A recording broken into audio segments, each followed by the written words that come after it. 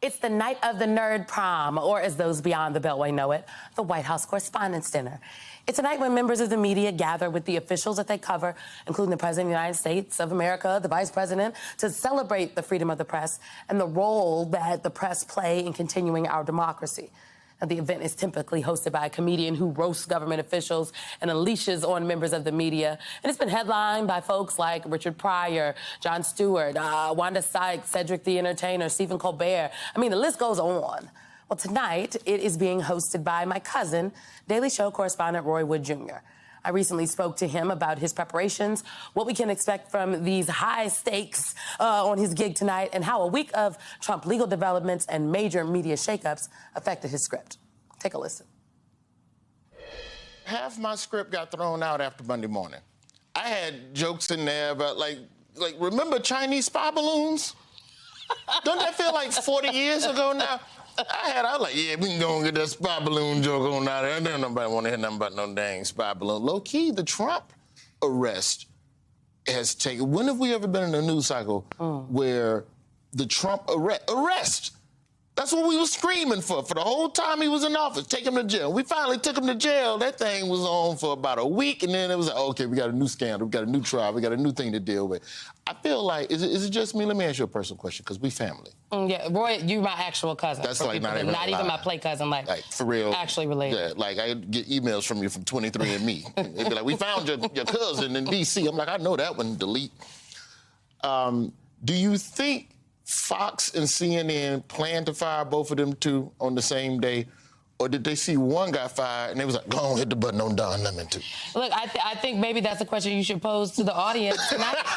So you did rewrite your speech? No, no lie. I definitely, the Correspondents' Dinner is a state of the now, in my opinion, of where we are as a society. I've heard you describe it as a state of the constituency. Yeah, because I'm a voter. I'm not an elected official. I get to come in here and talk trash to the people that we voted in the office and go, here's where y'all wrong, here's where y'all messed up. But you also have to tie that into things that are happening in the immediacy. Because we live in a, you know this, it's a 4-hour news cycle. If that. It is constantly changing. I mean, there has been so much change. Nothing happens between now and tonight. I mean, you got a couple hours. You never know. You got a couple hours. You never know. They might find out Clarence Thomas took FOMO vacations. Boy, I cannot. Okay, so got Clarence Thomas on a yacht like an Instagram. Almost. Can you say thought on this program? I almost said thought. Perhaps you can. Okay, I didn't say. I apologize. We'll see in the edit.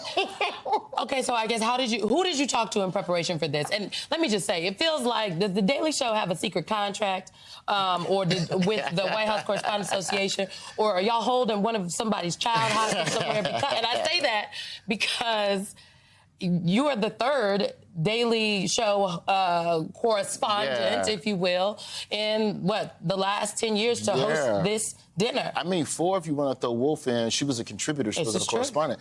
But it's just, I don't know, between us and Saturday Night Live, it just seems that that's who the press corps gravitates towards. It's an honor, but it's also like, I called it like almost like a deployment where you just get summoned. Like, because first off, when you get the call for the Correspondents' Dinner, it's not like, hey, man, David Letterman wants you to come. It's like, well, you've seen them Avenger movies when Nick Fury show up at the end of the movie. Yeah, I need you to help us do something. That was Tamara Keith? It could get you killed. It's going to be crazy. But if you do well, it'll be great. I spoke with Larry Wilmore, who's done the event before, House of Minaj as well. You know, we're like legit good friends, and he gave me a lot of tips. I spoke with Trevor a little bit here and there, but really I was waiting until I kind of had a script and a structure in place until I started reaching out, you know, to kind of the big wigs and the people whose political, satirical minds I respect, who I know how to find the counterpunches, the Wanda Sykes, the Chris Rocks of the world, the Neil Brennans. Like, those people are like the ones where, like, between last night and this morning, where I'm kind of like, all right, here's what I'm trying to say. Throwing throwing things at the wall, seeing what sticks, seeing how they respond to it. The host is expected to be edgy. That's when, you know, whoever's hosting the dinner, they come in, everybody in that room knows the host is going to be edgy. But I have been at some past dinners where the edge was taken as disrespect, as controversy. Are you prepared for that? I can't control that. My job is to spit what I'm feeling. How you take it, that's a personal problem. I can't be walking through the room. Now, granted, I'm gonna be looking to see who's talking to me. I heard after the Stephen Colbert one, where he roasted Bush to his face, that nobody talked to him. It's a legendary speech now, but at the time, literally nobody would talk to him, and he still did what he was supposed to do. I think at the end of the day, it's about spitting the truth as I see it, as I believe the people in this country see it. And if the voters and if the elected officials have a problem, then change the conditions that led to me writing that joke in the first place. Well, I'm gonna have my little sign out there. You know how Carisha had her Go Poppy sign for Diddy? I'm gonna have my Go Roy sign. Okay, I thought you was finna say you was gonna have a number like the dunk contest. Rap. And you was gonna hold up a 6. Well, I mean, I do need to know, am I in the remarks? If I wasn't before, I know I am now.